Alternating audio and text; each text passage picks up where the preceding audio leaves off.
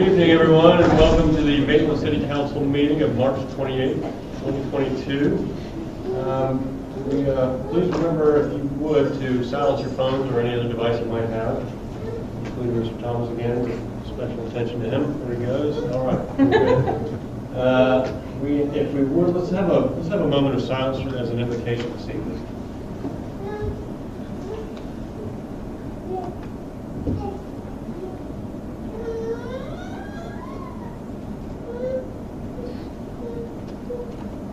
Okay, thank you. And if you would please join me in the Pledge of Allegiance. Pledge allegiance to the flag of the United States of America and to the republic which stands one nation under God, indivisible, with liberty and justice for all. Okay, we have a special presentation this evening, and if Fire Chief Will Watkins, please meet me at the podium.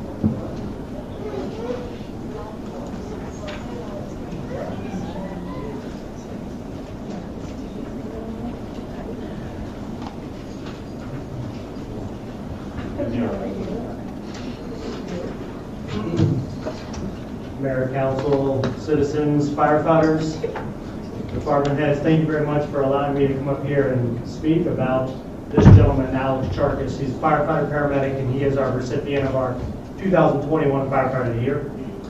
Let me talk a little bit about Alex really quick, and then I'll turn the podium over and let him say a few words. Alex Charkis is indeed a firefighter paramedic. He's one of our most qualified firefighter paramedics we have in this fire department. And what I mean by that is he's not a supervisor.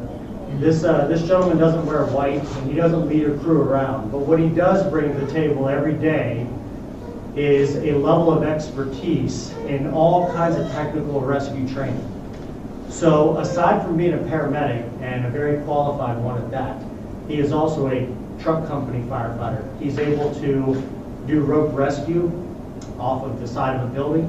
He's able to perform all kind of vehicle and machinery rescue and entrap a person from a vehicle crash. So just to name a few things, this gentleman brings every day to work, he brings a tremendous amount of level of experience and technical certification to the job, and we couldn't be more proud. He's capable of performing all kinds of tasks. Well, one of the things that we don't require from our firefighters is to be a brother or sister. It's not a requirement. No, it's not, and it's not one that can be taught. But this gentleman is a true public servant. And I say that because this past year, our fire department was tested. Alex Charkis was tested.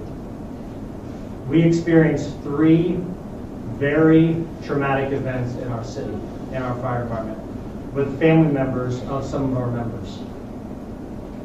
This gentleman right here spearheaded efforts to have meals delivered to these firefighters' families.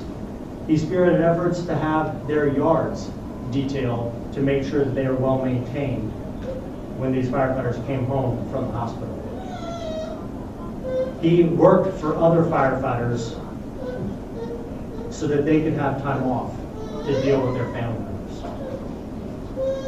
This gentleman is, as I said, a true public servant, and that's why he was unanimously nominated to be our 2021 Firefighter of the Year.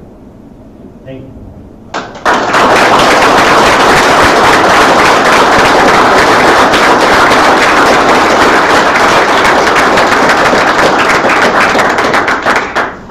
So I'll be giving him this.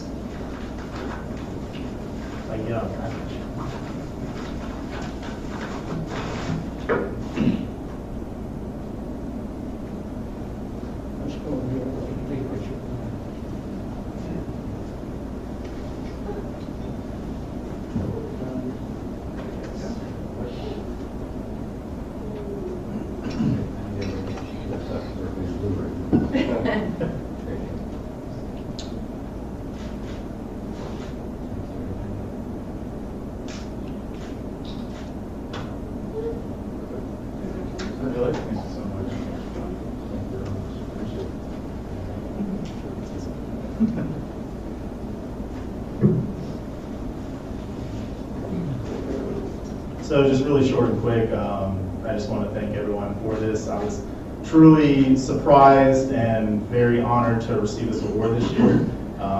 More so just being surprised because honestly everyone in the back of the room coming to work every day to make sure that things are done appropriately, correctly, and just making sure the department, we can give everything we've got to the city. So I really appreciate it. Thank you very much. And thank you everyone in the back. Love you guys. Appreciate the chief. Thank you.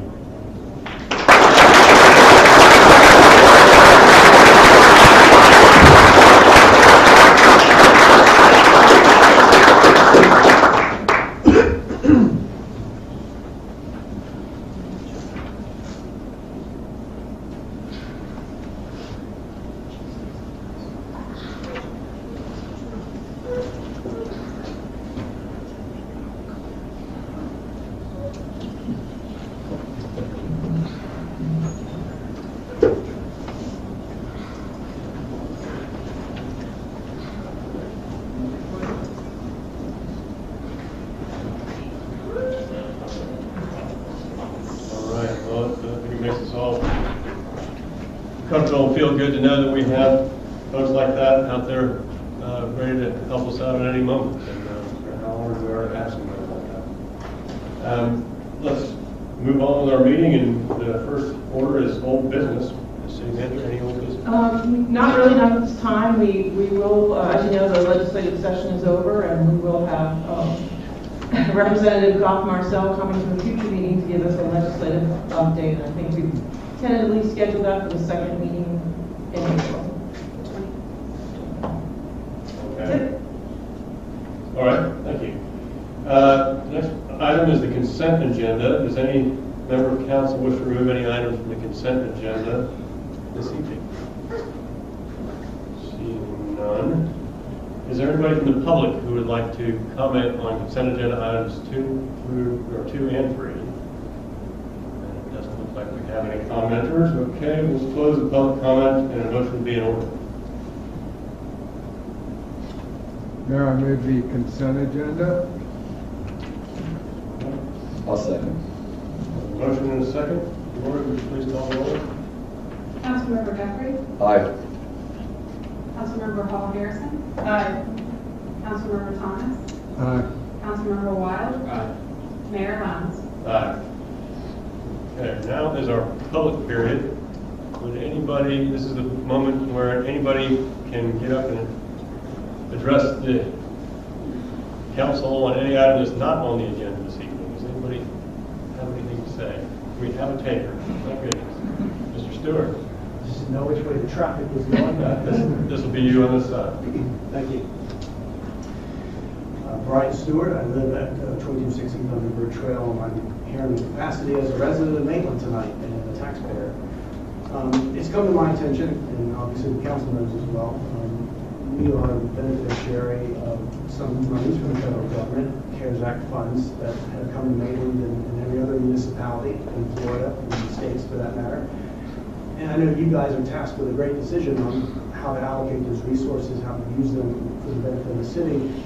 I would make the case that, you know, obviously there's a lot of things that the city needs to fund, but one of the unique things about the CARES Act money is that it's a once in a lifetime gift. It's effectively a sort of a once in a moment generation type thing. It was unasked for and unplanned, but nonetheless it's here. And I would think that just as in accounting, you try and match long-term assets with long-term liabilities, short-term issues with short-term needs. A once-in-a-lifetime gift or a windfall should probably be used for something that you only ever have to do once in a generation, or perhaps in a multi-generational sense. So as you think about the needs here in the city that need to be funded, and you think about the resources available to fund those things, I would just highly encourage you to think about this windfall, this one-term gift that essentially was financed with federal monies that were borrowed. Maybe it would be particularly appropriate that that be used for something that will help generations upon generations now of Maitlanders who would use that asset, whatever those funds might be used for. I'll just leave it at that. Here, here. All right. Thank you, Mr. Stewart. Is there anybody else who'd like to get up and have a say this evening? There we go. Mr. Cole. Hello, Ryan Cal from 2090 Goldwater Court, and I just see that a decision to approve the funding for upcoming traffic calming measures because of the various sewage and drainage projects underway is coming to a decision tonight. And I just want to thank you all for hopefully voting in favor of those changes and moving forward with the maybe phase 2 and phase 3 plans of those, keeping an eye and moving forward with various traffic calming decisions that you could make. And I just really want to say thank you and just keep on doing great work. Thanks so much. All right. Thank you, Mr. Cow.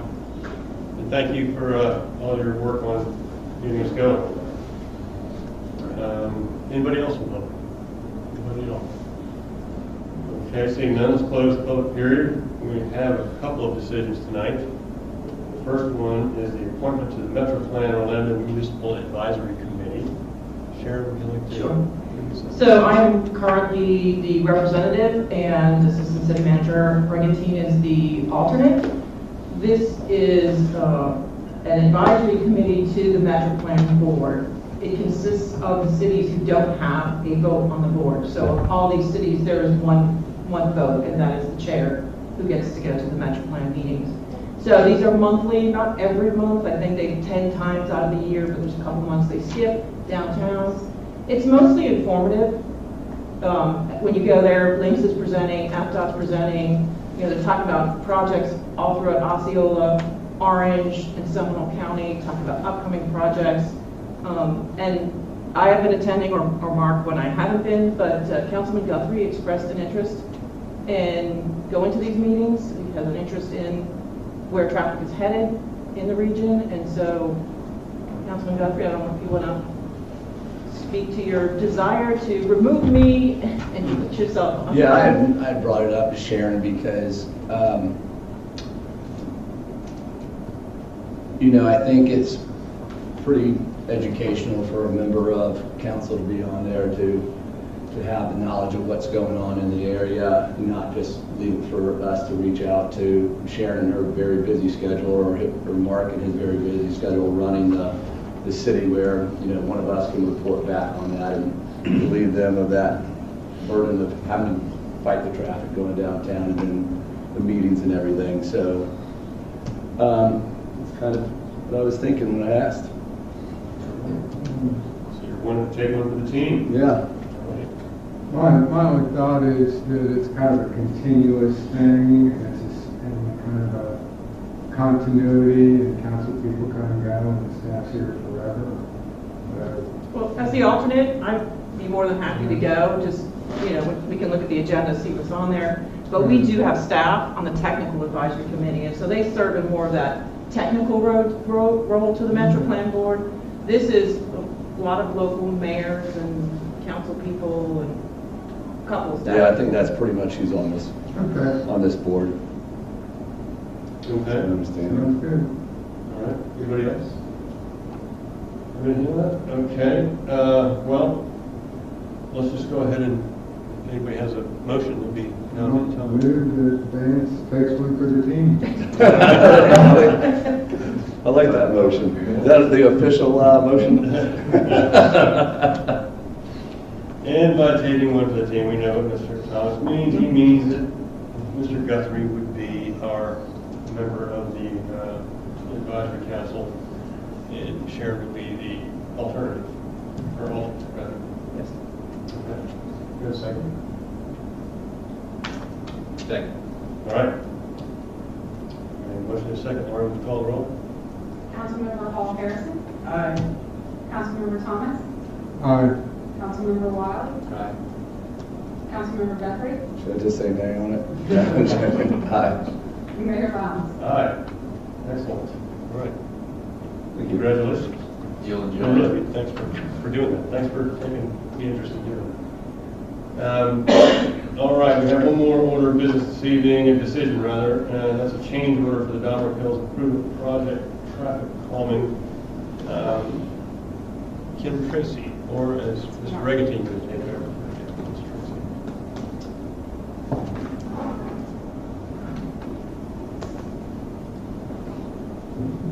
As you all probably recall, Back in March of 2021, the City Council was presented a study regarding speed and cut-through traffic in the Domerick Hills and Domerick Estates neighborhood area. Just to refresh your memory, here's a map of the area. Basically Horatio on the south and the city limits here, Thunder and the city limits on the east side. North side is basically south of Derbyshire and the county line, and then following a line down Domerick Drive and Lake Minnehaha. So we took a look at this area because we'd received some complaints about speeding in the area and cut-through traffic. So we conducted what turned out to be a 2.5-year study due to the pandemic. Since the first phase of the pandemic had everybody at home, it wasn't a good time to start taking traffic counts.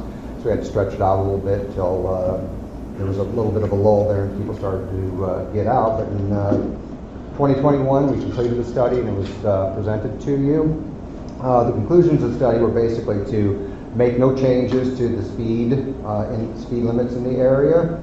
We should obviously continue collecting annual traffic counts and count data, and should take a look at some count stations in the vicinity of Kewanee Trail and Saginaw Trail, and Tuscarora Trail at Thunder Trail. Those are areas we weren't collecting data in the past. We should continue to monitor speeds on an annual basis as part of the traffic count program to see if any trends change over time. And what we want to focus on tonight is the last recommendation, which is the city should perform outreach to determine the extent and support for traffic calming efforts in order to understand the scope of the problem as perceived by the community. So based upon that, the City Council direction was to address the speed issue in the area versus speeding issue. I think Ian Lockwood was very eloquent in how he described the difference between those as they relate to comfort of all users, pedestrians, bicyclists, folks using the road other than motorized vehicles.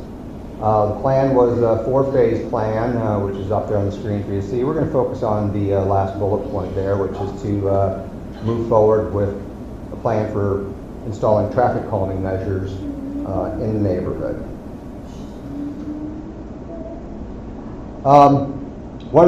And the reason we're here tonight is because of the Domerick Hills sewer project. This is the 4 phases, which you guys have seen dozens of times now, but we're going to be focusing on phase 1, which is the red area here along Tuscarora Trail, up Ponca, sort of up Deloraine into the curve on Deloraine, and Kewanee.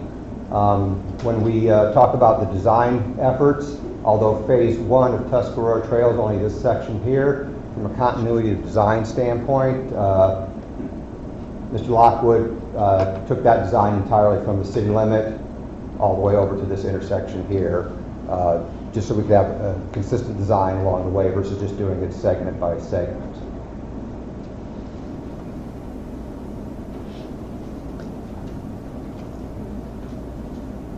In August of 2021, the City Council approved a contract with Ian Lockwood, Tool Design, who serves on our Transportation Advisory Board, happens to also be a resident of the neighborhood, but he's also an international expert on traffic calming, so he's kind of ticks all the boxes when it comes to doing work like this, to review the potential for traffic calming measures in the area. So there's a 3-step process. The first was to set up a traffic calming committee to advise staff and the consultant as the ideas came up. Based upon that input, developed a physical and operational plan to implement traffic calming measures, go through iterations of plan refinement and to build consensus, and then move to the construction drawing phases.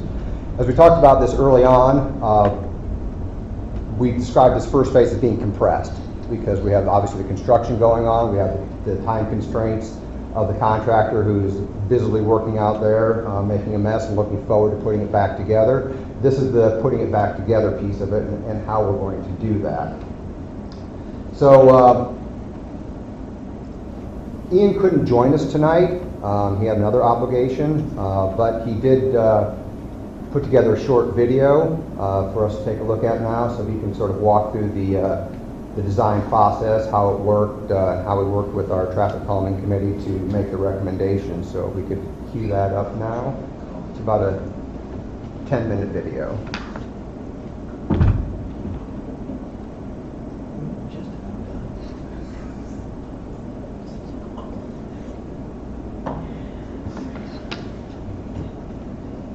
I'm Ian Lockwood with Phil Deckard, and today I'm going to be presenting a traffic calming concept in Maitland.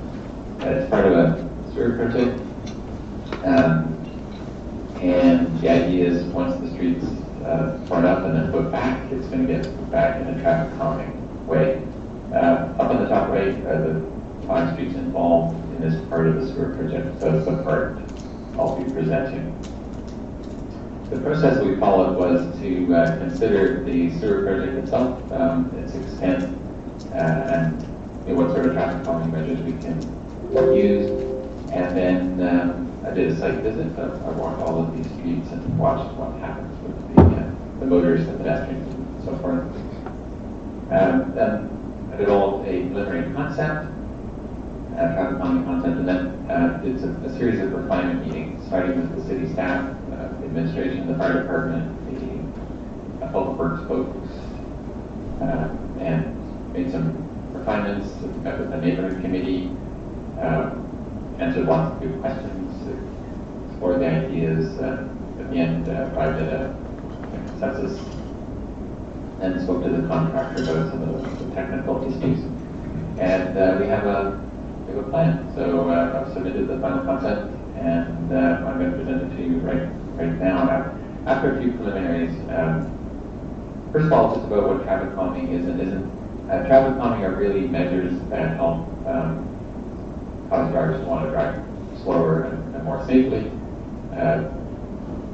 There's a lot of overlap between traffic calming measures and streetscaping, things like entry features and street trees and that kind of thing. But then on the far right, there's what we call traffic control devices, which are guided by the Manual of Uniform Traffic Control Devices. It's a book about when and where to use these sorts of things. And those weren't part of the menu we were looking at. We were just looking at traffic calming itself. And then overlapping traffic control devices, there's something called route modification, things like street closures and one-way streets and so on. We're not entertaining any of those because those can be very controversial because there's always winners and losers.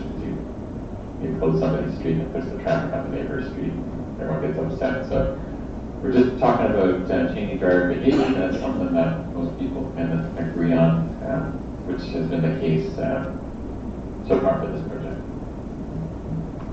There's 2 types of traffic calming measures. There's what we call retrofit measures or periodic measures. And these are relatively inexpensive measures that you can add periodically along the street to help drivers slow down and help beautify the neighborhood, help pedestrians and cyclists. Generally result in a higher quality of life along the streets. And then there's something called cross-section measures, where you reconstruct the street and you put it back differently with cross-section measures that go the length of the street.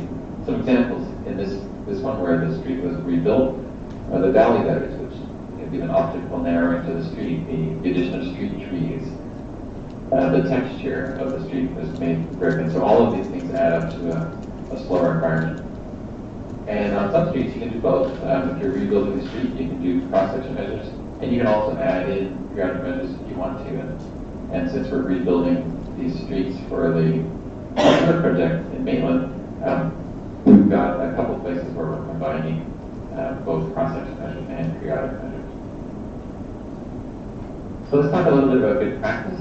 This is a chart that we use to train engineering departments on traffic calming, and it's on the left it has listed all the different types of traffic calming measures that are applicable to different sorts of streets, what we call non-framework streets or residential streets, all the way up to big arterials. So those are all the different types of measures. And the first thing is just to choose the one that suit the community. You don't want to try all of these things because some of them wouldn't fit in with the community. So you want to pick the right measures that would suit the design of the community. And you want to see if you can make them fit in so they look they don't look so retrofitted. And it's also a good idea to look at precedences in the area. And there's already some traffic calming measures around the neighborhood. These ones are near the schools, and they're placed in the vicinity of crossings and in curves to help speeding around Bonner and Maitland. And then it's a good idea to just choose a family of measures that you use throughout the neighborhood instead of trying to find one example of every different type of traffic calming measure. Because it gets a bit much if you use too many different types of measures. And then the last thing is to do as many measures as you need and then stop. If you put in too many measures, it won't help increase quality of life anymore, but people have to put up with them every day. So it's a good idea to do what you need to and then stop. If you don't go far enough, you can add some later, but typically we get it right, and I think that's the case this time. So just do what you need to and then stop. But here's what we're suggesting in the area. Lane narrowings, lateral shifts, bulb out, short median islands, some textured strips or surfaces, and some street trees. And you'll see how those are applied when we get into the drawing. Here's the overall concept, but traffic calming measures are small compared to the size of the neighborhood, so we're going to have to zoom in so you can see what's going on. We're going to start at the southeast corner as you just come into Maitland along Tuscarora. So what we've got going on here is a zoom in, and the little red boxes show you where we are on the map. As you come into the neighborhood, what we're proposing are 4 short medians in the curvy section. And this helps keep drivers in their lane, and it helps take up that sort of Formula One speed curve so folks can't go too quickly. That's something like what we did by the schools. And these are the textured strips, and they're just to create some visual interest in the street.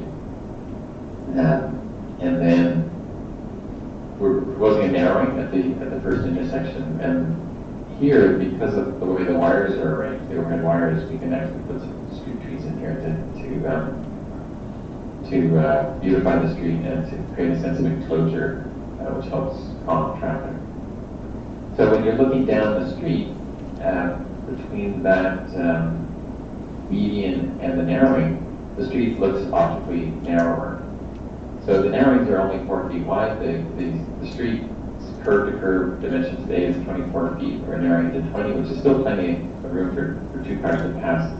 But the optical narrowing makes it feel narrower and helps drivers behave themselves and go slower.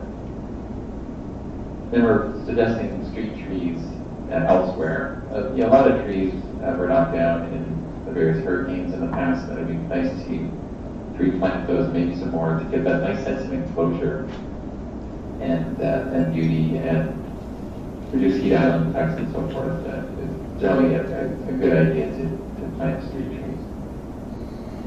Moving down Tuscarora, we've got another series of short medians. This is the steepest or the sharpest corner on Tuscarora, and so we have a little median on the way in and on the way out. We didn't go in the middle of this corner because it's so sharp. And then there's a vertical curve, a little hill, and so we put a median on each side of that so that it discourages folks from speeding over the top of the hill where their sight lines are impaired. And then we have what we call textured strips again to help with the visual interest on the street. And then a series of narrowings again to tighten up the street and create a home for street trees. So we have a bulb out proposed, and that bulb out creates a bit of a deflection through the intersection, helps self-enforce the sorts of behaviors we want at an intersection. It shortens the crossing distance a little bit as well for pedestrians. There's an unfortunate situation today where the catch basin and the crosswalk conflict, and what we'd like to do is sort that out as part of this project so that it's a nicer walk across the crosswalk. But generally, again, add trees where they're missing. So this is in the straight part of Tuscarora, and we're proposing the textured strips again, and the narrowings. And notice the narrowings in this case switch sides. And the idea here is if you take a 24-foot wide street and you narrow 4 feet at one part, and downstream you narrow 4 feet from the other side, it makes the street feel about 16 feet wide, even though it's really 20 feet wide. But that helps drivers go a little slower as well. So when you're looking down the street, it gives what we call an optical narrow. Again, another bulb out at the intersection to, this does a couple of things. This is a fairly busy intersection, and the idea here is to create a little bit more equity between the different approaches and create a deflection as folks navigate the intersection. This one also really helps shorten the crossing distances for pedestrians. And this is a lot of the kids actually walk across this intersection often to get to school. So this is a good thing for them to reduce their exposure. And again, add street trees. Going up Kewanee is a straight street, and it's got a pretty simple set of measures again: textured strips and then narrowing and street trees. But this street's a bit different because it's got, on the west side, it's got this unfortunate grade change, and so the sidewalk's much higher than the street. And so the idea here is to narrow on the west side so we can get rid of that miniature little cliff there and get a safer, more gradual slope down to the street by increasing that buffer to 4 feet. So go from about 3 feet to about 7 feet, in which we can plant some trees and reduce that kind of tripping hazard over the edge of the sidewalk down to the street. And what we're proposing is to extend that all the way up to Saginaw Trail as part of this project. So then looking at Ponca is not as busy as either Tuscarora or Kewanee, and I didn't see a lot of issues in the straight part of the street. So it's got some street trees and textured strips along it. This is Mohawk. Same idea. It's not the busiest street in the area, and so we've got the textured strips and street trees. However, on Delray, there's quite a curve, and folks come around that curve too quickly. And so, what we're suggesting here are the medians with the textured strips and a bulb out at the intersections to make the intersection conspicuous and to help folks slow down in the vicinity of the intersection by reflecting on their way through. So that's the overall concept. So we created a family of measures, not too many, not too few. We think this will be the right amount. Our refinement meetings went well with everybody involved, so we think this is a good concept. That being said, if anybody listening to this video sees anything that they think needs changing or what have you, let us know. We'll take a look at it. But if not, I'm really looking forward to seeing this plan get implemented and make the neighborhood more pleasant, slower, and safer. Thank you very much.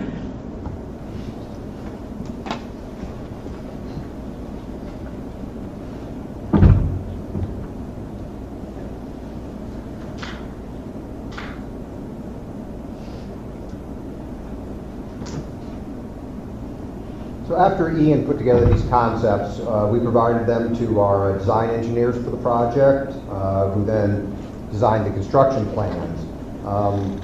These were provided to our contractor, put together the pricing for the job, and I got to compliment the folks that did this, our design engineers over at Burgess and Eichel, and the folks that are doing CEI for us, and more importantly, Kim and her staff for being able to keep on these folks to get this done in a timely fashion, because we were quickly running out of time to put things back together as we move through the process, because they were moving much more quickly out there than we had anticipated.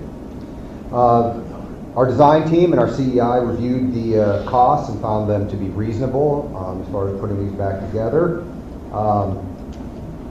Traffic calming project was initiated at the end of last fiscal year, as we're putting together this fiscal year's budget. So no funding was budgeted for it, because the fact is we didn't know what the measures would be. We wouldn't know if they'd be minimalistic or extreme in terms of how they would develop. We haven't put the traffic calming committee together. So we didn't know if there was going to be a deduction in the overall costs or a wash in terms of cost to the contractors. Turns out there is an addition. That's why the change order is before you tonight. The cost is just a little bit more than $180,000. So staff's recommending that these funds be allocated from fund balance to cover the cost of the traffic calming measures in phase 1.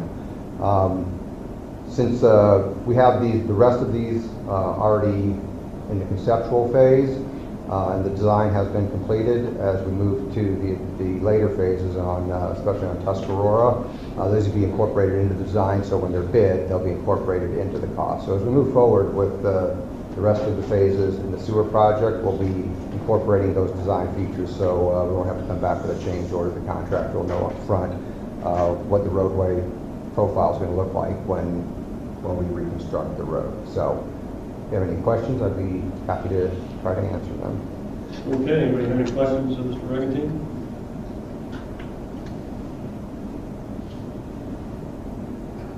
I have thoughts and questions. My first question is, what is going to happen to get the neighborhood educated about this?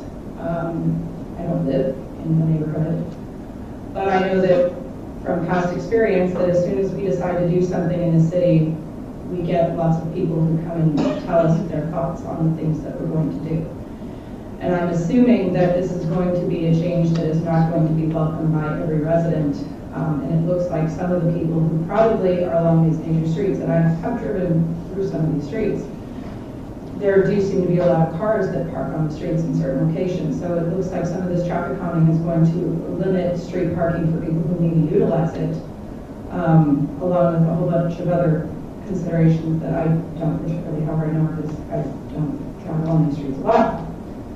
What are we going to do about making sure that we're communicating this properly? I mean, how are we going to do that to get people's buy-in since this is happening? And also, I'll bring up a question and a point that I've raised before when we're making geographically specific improvements. Is the additional money to pay for this instead of it coming out of fund balance? Is it possible to do a special assessment to the neighborhood since they are directly benefiting from this? Let me take those one at a time. As far as the public outreach part, we have done our best to do that with the traffic calming committee. We had a pretty good cross-section of folks within the neighborhood to review and evaluate this. Everything that we put together as part of the process, the previous presentations from the city council, presentations that were made to the traffic calming committee, and all the information that was provided has been provided to those members. They have a distribution network that they have sent out to the neighbors. I've gotten, just from the last email I sent to the traffic calming committee on Friday notifying them of this meeting, I've received several emails back about questions about what's happening, what are the next phases, and how is this going to be moving forward. So with the limited amount of time we had, I think we've done a pretty good job of public outreach. Now, people outside the community, people that are traversing this part of the city to get from one place to another, it's virtually impossible to reach them. But this is kind of what this project is for. These two streets, primarily Kewanee and Tuscarora, when we took an initial look at the traffic study, these are the streets with the highest volumes of traffic, and the highest that showed with the streetlight data that they were cutting through. If there's they're all public streets, but they're originating from outside of Maitland and ending outside of Maitland. So these two streets are probably the most critical in terms of how that will work. So we did our best with public outreach with the compressed time frame we had. As far as on-street parking goes, you can still park on the street. It reduces the lane width, and there's two sort of schools of thought when it comes to on-street parking. The more progressive school of thought is that on-street parking is just an additional traffic calming measure. It forces folks to slow down and pass in single file on the roads. The other is that it's a danger, and that the children are playing, and if a ball goes out or they're playing in the street, the on-street parking can make that a hazard. So the way we approached it was that it doesn't affect the on-street parking, and that on-street parking is allowed everywhere along these streets right now, and will continue to be allowed, and it just acts as that additional traffic calming measure. As far as special assessment goes, I'm not sure the timing is going to work for the special assessment for these pieces, because the contractors actually delayed his schedule a week to allow for this meeting to happen. because they want to put the streets back together starting tomorrow. Once the plans are done, they'll start grading and putting the surface back on and curving up to, if this is approved, to incorporate those. If not approved, they'll just put it back the way it was. Can you have on-street parking where you have those medians? Not where you have the I medians, would but think. yeah, for the rest of them, yeah. Sidewalks. The bigger medians are on Kewanee and Tuscarora, and nobody parks on Yeah, There's not a Kewanee. lot of parking. Tuscarora. I think it's when you get to the side streets, but then there are the smaller sort of textured things, these are Yeah. the smaller things on the, Yeah, I went- Delaraine, you're putting them on Delaraine too, right? Yeah, right at, just at the corner of Just at Delaware. the corner. Yes. but actually, the ones that we've done in the past, it's been a while, Thistle Lane and some of the others, they were well received. We did not get a lot of complaints. I am in this neighborhood, and I do see the traffic. And Tuscarora is downright scary sometimes, the way cars scream down there, Kewanee. And then we got more and more golf carts. Every kid's got an electric scooter, electric bikes, electric skateboards. So that's the new way of transportation inside this area. That's how people get around. And the more you slow down cars and accommodate that, the better. And this is a one-time opportunity where we're tearing up every street. And so we have an opportunity to come in here and do this, do sidewalks. Basically, it's a massive neighborhood improvement project. And as far as an assessment, I would think that from here we go to other neighborhoods, Sandsburg, those neighborhoods, and see what lessons that we learn here and how we can implement this same sort of traffic calming in other neighborhoods to the west, to the south or whatever. So I just think this is for $180,000. This is a huge win. I think having Ian around is just a home run. The staff is hopped on this and in the middle of the sewer project, put this on top of it. So I certainly compliment you on doing that. When you have a project and you can get side benefits by just a little bit more money, whereas if you try to do those projects by themselves, they'd be much more expensive. So you kind of jump on them when the time is right. Obviously, the time is right here. So I'll leave that there. I just think my frustration and concern with this is that, Ian mentioned in his presentation, he mentioned the word equity. And, it wasn't very long ago, a few weeks ago, that we had Martha Ryan Hall up here talking about how we have streets in our city that aren't even paved. So it's a great deal of privilege for the residents of Domrick that they have their own international specialist in traffic calming who has gone to the granular level of analyzing trees on each street and which ones need to be, aligned in order to create the correct shading and to do certain things to benefit directly the residents of this neighborhood.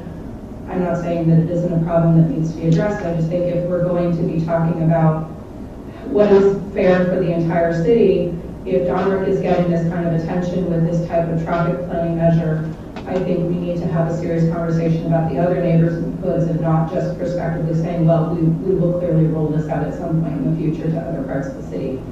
If we can afford to spend the money on slowing down traffic in Domrick, I think we can afford to improve some of the roadways in other parts of our city that don't even have asphalt down. So I'm going to leave my comments at that. Okay.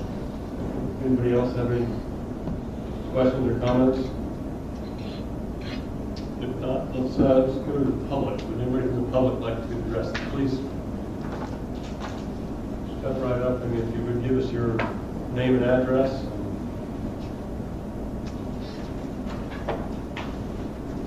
My name is Wayne Panza. I live at 2508 Tuscarora Trail, and that's one house off of the Kewanee-Tuscarora intersection. I walk a lot in the neighborhood. A lot of times we'll be outside just working in the lawn and see the kind of traffic we have. Tuscarora is not wide enough as is. People go off the roadway quite often. Now we can't count the time with the sewer project because they're cutting through everyone's yard because they don't want to abide by the traffic regulation change. But coming down Kewanee, they don't stop at 100% and off the stop sign. On Tuscarora, coming from either direction, coming from the Howell Branch Lake Road, I'd say about 60% don't stop, and coming from the other direction, about 40%. I stood outside and counted cars and watched this quite often. My background is from the, I was a security consultant, so I'm not like new to this kind of area. And that one intersection that the gentleman mentioned, there's a hill. That's the most narrow point. Now you might measure it out as being a wide road because it is so busy on Tuscarora. People can't park. Now if any of the landscape guys come and park, it becomes a one-lane traffic, and I've seen many times where people aren't paying attention and almost run into the trucks and the trailers for the landscapers. The first I'd heard about this was this morning. My wife told me someone in the neighborhood told her. I've never seen anyone out in doing any kind of study. Normally traffic studies, they put the cables out, count the cars. Did not see that. Been in this house since 2017. That area they're mentioning, right where the intersection is, that bump out, it's curved there, and it's quite narrow. There's a double drain system set with the going under the roadway. They're having difficulty with putting in new stores in because of that, and you're going to be making the road narrower. I don't want to say that there's any specific age group or any kind of car, but people with pickup trucks and SUVs have no problems going around the corner, many times going through someone's yard. So I think that what your concept is, Kewanee, it could work. It's wider, it's straighter. Tuscarora, it's got so many curves, it's so narrow, and I've seen many people not stop at that stop sign. That should be the first project. Figure out how to get the people to stop. Thank you. Thank you. Does anybody else like to? Thank you, Ryan Callaghan from 29 Goldwater. And I just wanted to say one of the things that I think would sort of give the Domrick neighborhood more of a deserving share of this kind of project, you know, when it comes to equity and whatnot in other parts of the town, is that we have two schools nestled within the neighborhood, and a high amount of children are traversing these streets every morning and afternoon. And that was kind of the genesis about this, is we have so many kids with the current speed limit at 25 miles an hour and a grace period of 5 to 6 miles over that before a traffic citation is issued. Giving you a speed of 31 miles an hour through our neighborhoods just isn't conducive with a neighborhood with two schools in it, you know. And I think we did a population count, census of sorts within our neighborhood, and it's 200% of the Florida population of children 14 and under. So it's like we have a ton of children, pedestrians, mixed usage of these streets that may not be similar to other parts of the city. So just, we have to do something about the, you know, speeding is considered 31 and over. So per this traffic study, sure, we don't have much of a speeding problem because not many people go over 31, but if you're going 31 miles an hour, you would be encouraging a lot of other citizens and residents to be wanting to get involved in that situation. Like my neighbor who was across the street, and he chased somebody down to the old High Life building because of his driving behavior, because of that person's driving behavior. So we have to do something. We can keep going around about this, you know, but the speed within Domrick is insane. So it'd be great if we could do something about it. Thank you. Okay, thank you.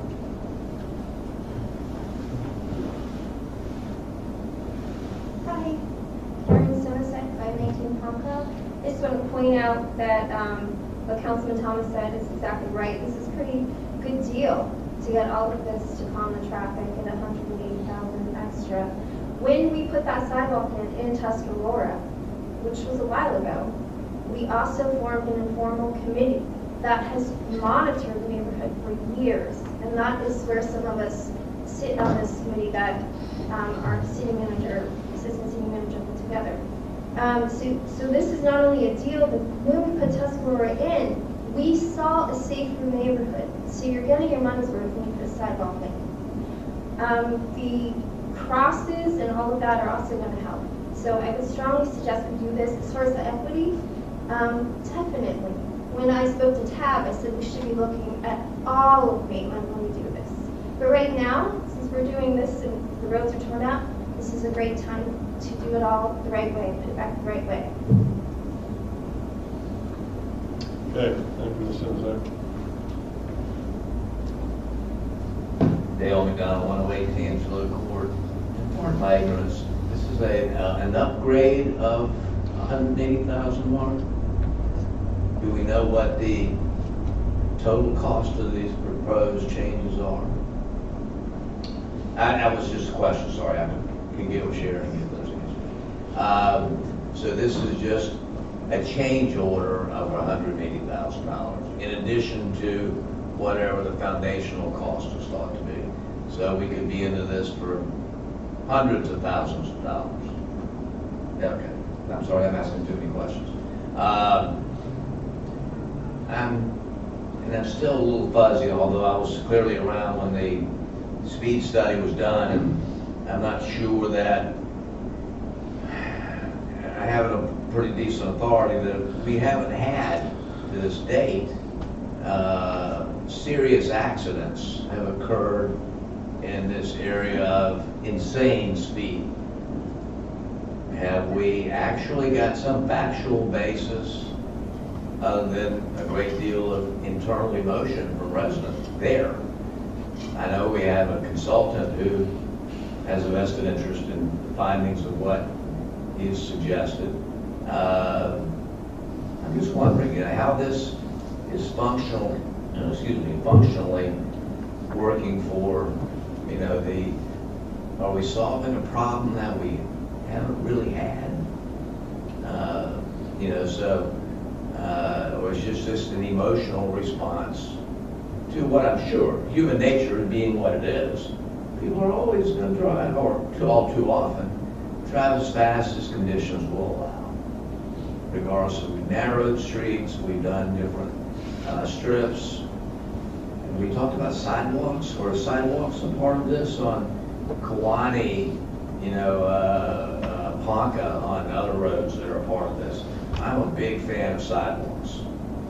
And we, obviously in 1955, when we did this, we would love to have had sidewalks on both sides. So the ability to include these things that are a broad community benefit, I'd love to see. Thanks. Okay, thank you, Mr. McDonald. Anybody else like to address the council? Okay, seeing none, let's close the public period and bring it back up here for discussion. Does anybody have any more comments? So, so then this will be, what were we saying, 180,000? So then this is just for phase one. Then phase two, phase three, we can look at another 180,000 for each phase increase. It's hard to tell. What we're dealing with here are the two busiest roads and one of the more problematic roads on Deloraine. As you get into phases 2 through 4, you're dealing with sort of the roads that connect to those. So those will be most likely the traffic calming you saw with the textured surfaces that Ian showed on Ponca and Mohawk, those side streets. So this is the biggest piece of that. This is the biggest piece. I mean, we could safely say when this is all done, it's probably going to be an extra 400,000. I wouldn't put a number on it at this point in time, the way construction costs are going. So, I'd say we do it for our grandchildren.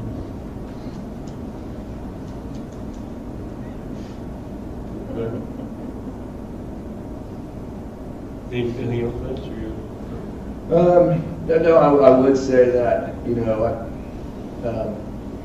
I'm kind of with Councilperson Hall Harris is, I'd hate for this just to get done in Domrick and then we just stop and we don't pay attention to any other, the many roads like Magnolia, even on the west side, that they have some problems over there on different roads. So, you know, because I know when the next time we do the sewer from septic to sewer, it's going to be in areas that really don't have a speeding problem. And that's going to be on, the next one's on, where's the next one on? We're Mayo. talking Thank about you. Mayo. On yeah. Mayo, that doesn't have one, and then I think it comes over to the Druid area, that doesn't have one. So, I mean, this is special because, you know, you're able to do that, but, you know, in the future. Tuscarora and Kewanee are areas that have been areas of focus consistently since I've been here, started, you know, with the sidewalk many years before the sidewalk. Yeah. But Sandsburg's another one. I mean, to your point, there are plans to rebuild Sandsburg. So that's not being ignored. Keller Road is another one that's not very pedestrian. It's on the list. So we're hitting them all across the city. I mean, it's definitely not, this just how it happens to be an opportunity when you are literally ripping the road up and not having to pay to rebuild the entire road, but just the change that you want to make to it. So, I mean, that's the opportunity. With Sandsburg, we pay the whole boat because we're changing the road, so it'll be more expensive. With the dirt roads, it is not a traffic calming issue. It's more of an infrastructure and a lack of right-of-way. And not, I mean, at some point, if we want to have a discussion about taking right-of-way, we've never done that, but that's what you'd have to do because you can't just put asphalt down on it. It needs storm, it needs a lot of things. And we've had, over my time here, I don't know, 50 different plans for it, and it tends to fall apart because people don't want to give up property. The right-of-way in the area where the dirt is, we inherited it from the county, we annexed it in 2002, and there's a lot of landlocked parcels, there's no place to put stormwater without taking someone's yard. So it is not right as an opportunity, except perhaps if the developer comes forward and will offer up some land. So we've been focused on, I think Kim was here the first time we started in 2000, trying to fix the dirt roads. So that's how long, yeah, Cliff was here. But it isn't just focusing on that. This just happens to be an opportunity where we said, if we wait, we're going to come back, we're going to pay the whole boat to rip up the roads. And of course, that seems silly once you just put down roads. I mean, even at the office park, it's 25, but people do 35 through there all the time. And so we're trying to connect that west and east side now that we have the bridge. So I'm going to see a lot of more people on the west side starting to ride bicycles and coming over the bridge. So You've been over? Huh? Have you been over the Oh bridge? yeah, it's pretty cool. It's pretty cool. It's pretty cool. It's just amazing how you just pop out there at the soccer fields. Well, this is this is an investment that we'll make now that will be there for 100 years. The idea of kids walking to school is real. This is a neighborhood for kids and for schools, and I don't want to wait for a kid to get hit and run over before we decide, oh, we should have done something about that. I just think this is a great investment. I think we should expand it to other areas of need, like Vance mentioned, and kind of make this a beginning point and not an end. Okay. Any further discussion? No. Go ahead. I was just, I think I hear the concern on the narrowing of the road, but I gotta trust the expert, because I do think that narrowing of the road does have some safety issues. I mean, we've all driven, and those roads get tight, and I think the comments about traffic, parking and all that are valid. I would hope, though, that we employ the right people to give us that opinion, and hopefully the results of this will be positive, not a negative on kind of those issues. Like, hopefully the concerns about that are. I'm a little familiar with this kind of engineering and you narrow the roads to make the cars slow down. The wider the road is, the faster the cars are going to go because they have the room to go faster. And so you create an enclosed space, and that by itself, people will not go as fast because they don't have the room to go fast. And you can see that on display at Baldwin Park, where they have narrow roads and even street parking, and people do not go over 25 there. And it's just a matter of engineering and perception on the part of the motorists, that they see wide open spaces and curvy roads. Boy, that's a lot of fun. But if you narrow that down, it forces them to slow down. So I think that's the point. It works. They've used it all over. So anyway. Okay. Well, I think we've covered that point of this discussion. Now, before we get any further, that Mr. Thomas is 2 for 2 so far, making motions, and this is his last meeting. If you want to try trifecta. Patrick. Let me see.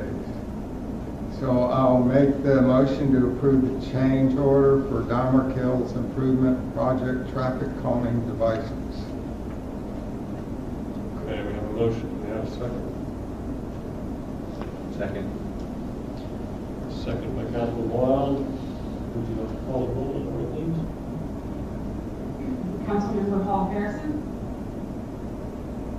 Aye. Councilmember Guthrie. Aye. Councilmember Wild. Aye. Councilmember Thomas. Aye. Mayor Lambert. Aye. Thank you very much. All right, thank you, Mr. Rectine. Discussion. I don't think there are any discussion items. I do have a discussion item, right? Is this the appropriate time for doing this? Thank you all for coming. What is it? Cliff, you had told us about this Senate Bill 620, where any decision by the city council that would affect any person 15% or more of their business receipt. I don't even think of that into that detail. And how do you get into the detail of proving it? It's a mess. Right.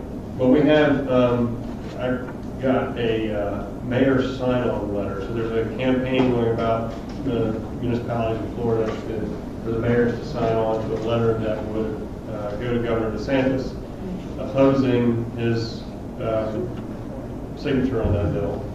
And I just wanted to you all before I go on and sign such a thing. But I think I think we have at your seat, everybody's got a copy of the letter. And it seems like basically this is more, it'd be difficult to implement. It would take away our ability to, our local ability really to regulate. And it would just be just another kind of disaster that is inflicted by the legislature on municipalities. So and we can't take a vote on this, but I just wanted to let you all know that I would like to sign this. It's a form letter signed by mayors throughout the state, and I don't want to do that without, if anybody objects to that, I'd like to hear it figure another way around it. But, I mean, it's a ridiculous law. My only thought is the first sentence of the third paragraph. I kind of question that because that's exactly what the legislature wanted to do. Right. So I probably would have left that sentence out, trying to draft it. Yeah, it seemed to me they were kind of giving up. They were like actually kind of acceding to the point of what probably was. I mean, so that they're like they'll read that and go, yeah, that's exactly what we're doing. But I mean, So it's a thank you letter. Right. I don't know that I have any authority to get into And it's sort of like you just click, I mean, it's, Yeah. you're just clicking. it. But yeah, I mean, it's a terrible law. So All right. Anybody else have any comment on that? No problems. All right. That's my discussion. Reports, Mr. City Attorney, do you have any? Yes, I do. You do. A brief, and it's really a no information report, except that You had asked last time, had I heard anything back on our bond matter from Arch Insurance? And I had said to you then that the lawyer had texted me, not texted me, emailed me and said he wanted to speak to me, and then he never called, and did it again, and then he never called. And then he did it again, and I reminded him that he was telling me he was going to call, and each time I said, I'm available, and here's my cell. So he actually called me. And I said, this is sort of a unique one-chance opportunity for you to understand that we're not looking for a fight, but we're ready for one. If you have a proposal, I gave him a suggestion of what I thought might be presentable to the council, but it was going to be a one-shot kind of a deal. He said, let me get back to you. He did, and he gave me a number which was nowhere near what we discussed, and I said, it is my duty to take that back. It will get a resounding no, and that will be the end of it. You want to rethink it? He said, let me get back to you. And I haven't heard anything. But he has your number. He has my number. On both fronts. He has the number that I think he ought to be getting back. And I said, I'll present whatever you want, but just know it's coming. And I reminded him that his client has been here and has seen and heard. He knows what he's dealing with. Right. Who's the attorney? A guy named Vince Vaccarella, I think is how you pronounce his name. Vincent Vaccarella. Okay. All right. Any other legal trouble, Susan? No. Okay. Sharon? Just two quick things. One, the fire event was very well attended this weekend. It was a lot of fun. I know a lot of you were there, so that went over really, really well. Beautiful day. There was also an event at Lake Lily, a little craft show. Got a chance to walk down there. And we have the Jazz Festival this weekend, so Jay's about at the end of his rope. But we're getting there. We're getting through the event season. 2 more months, and then maybe to take a break. So is that Friday and Saturday night, the Jazz, the Blues Festival? Yeah, sure is. And this will be an experiment with closing Horatio, so. And I saw Robert put that on Facebook, and I didn't see anything, when I saw it, I didn't see any negative comments or. We'll see how it goes. It's Somebody's safer. gonna be mad, I'll guarantee you. Yeah. Somebody will come and I mean, complain. it's safer for the Probably my pedestrians. age. Yeah. Oh yeah, but how many people are gonna be walking back and forth? Yeah. That's good. And so that's Friday and Saturday. They're going to do farmers market on Sunday still? Yeah, we have that Sunday as well. Jay? Jay, you bringing a cot down here? You got a little place to sleep? I won't be there Sunday. All right. Okay. Anybody else have any? We went to the art party on Saturday over at A&H. It was fabulous. It was a fun evening.